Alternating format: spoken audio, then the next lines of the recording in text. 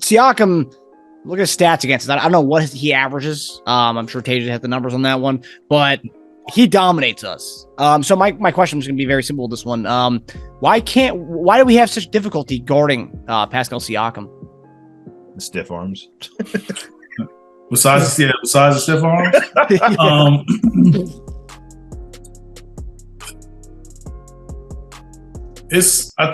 He's sort of a tweener from the standpoint of like PJ's strong enough, but not tall enough to stay in front of him. But he can shoot over PJ. Yeah, he's not long enough, so he can get to his spots against PJ and still get a shot off. You kind of worry about putting Joel on him because you kind of got to worry about the fouls. He's a little too quick for Joel. And he'll get some fouls if Joel's a little tired or something. You give him one fake, you know what I'm saying? Like, so you got to be careful with that. I would think he'd be a good matchup for Tobias, but Tobias always gets abused by him. I think Tobias is a good matchup for him. Supposed to be, at least. Yeah, but I think he will. I don't know about Tobias when a guy has a lot of volume. You know what I'm saying? When a guy like, we don't look at Siakam like Tatum and all of these other young guys. We don't look at him like that. But his volume is that high. Yeah. Oh yeah. His volume usage is that high. So I do think that we probably need to have Tobias and kind of do him the way we used to do Grant Hill. Not saying he's Grant Hill. I'm just saying, but kind of playing in the same way when it was myself and Aaron and George. Like all three of us defended Grant Hill.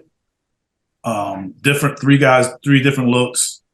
Played him three different ways based on who was defending him. Gave him different looks. I think maybe more in the playoffs you can do that. I don't know if they would do that in the regular season. Yeah. But if we play them again in the playoffs, I believe that's something you got to go to. And even Tucker, Tobias, and Joel. Yeah. Thybulle and some other guys can defend it. Yeah. Even, might be a little too weak, but Paul Reed's got kind of that makeup to do it. Yeah, and it also depends on – ultimately, it also depends on who else is on court for them. Yeah. You know what I'm saying? Like, because that matters. Are they smaller? Are they bigger? Gary Trent's not playing, so that was another shooter that could be out there. Do they have shooters on the court? Are they bigger? Because sometimes they're bigger. You don't want to put, Maxey or James on guys that's like big and hitting the boards. Like you just because it is a good rebounding team, so you still got to be a little aware of who's defending the other guys also. Yeah, he killed us though. He is okay. So I did do some stats on this. So yeah, I figured you would. Just since 2020, we'll stop there. Since 2020, he's averaging 25, 9, and 6 against us. So, yeah, he's happy to see us. Yeah, it's and the last game he was just on fire. Tobias was guarding him, giving him a little space on deep twos, which I don't mind that. Like give him a just inside the 3-point line shot. He was hitting them all. So it's like there was nothing we could do last game. This game, he was just mixing it up and getting to his spots, man. But yeah, it's hard to guard someone when they're on top of being really good. They have that advantage of give you that chicken wing. Throw you off with Derrick Henry style, man. Like it's just like it's so frustrating to watch, him and Tatum too. I throw Tatum in there because Tatum loves doing that on those drives. Just get that little push off with his arm, and it's like you're already really skilled, dude. You don't need to do that, but maybe you do. But yeah, I don't know. I would think when you look at Tobias, I've seen him stick on guys like DeRozan. I know DeRozan and Siakam are the same, but if you can guard DeRozan as far as the quickness factor, Siakam's not faster than DeRozan. He's not going to beat you around the corner, Tobias. So and Tobias is big enough, so their size is pretty comparable. It's weird to see him get so abused by him. But those stats was that including playoffs too? Or was that just that was just regular season? Okay. Yeah. Probably, maybe even go up. Oh yeah, it definitely would go up. Don't include that.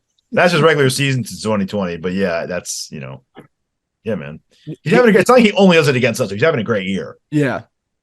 Do you think there's a little bit of competitive aspect when Siakam plays us, Eric? Because him and Embiid are both from Cameroon. It's kind of like a who's the main Cameroonian in the NBA between the two? Because I feel like when I see Siakam, yeah, I mean, I think it's personal. Yeah, happened now.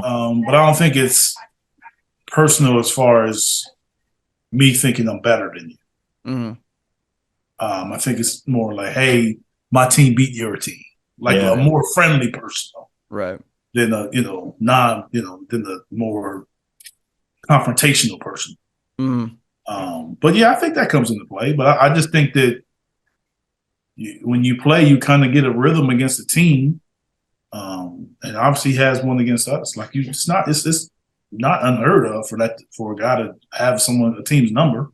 Yeah, and just from a standpoint of not winning, he does play a great deal of enthusiasm. His numbers were excellent. Yeah, it's fun against them too. I think Toronto and the Sixers, they really want to beat each other. It's like it's not just another regular season game. Like you can tell there's an extra little oomph there when they play. Mm-hmm. Like when Tobias at the end, I don't know why. I wish I knew what he was saying, but he wasn't saying very nice things at the end. He was like, they're really into it. They're locked in. They want to beat them. Yeah.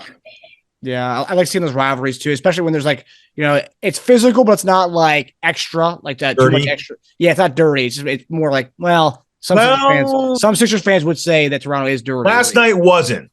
I didn't see any of those like headshots. At least the last game had like 4. Yeah, 8 shots. Yeah, they like throwing bows to Embiid's face, man. Yeah.